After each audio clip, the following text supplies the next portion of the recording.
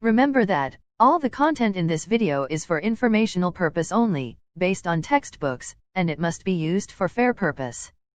Hello friends. Want C-18 second semester workshop notes? Then watch this video till end. We know that there are 4 units in workshop.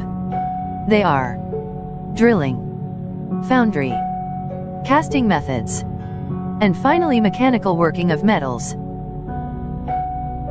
These are some of the important points related to these units.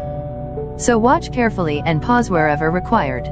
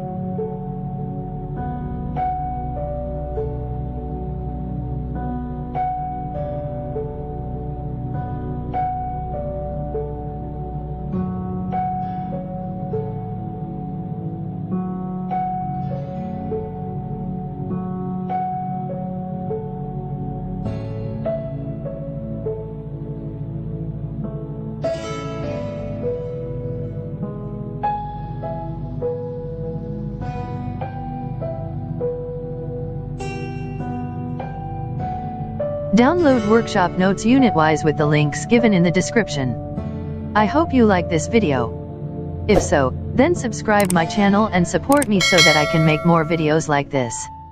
Thanks for watching this video.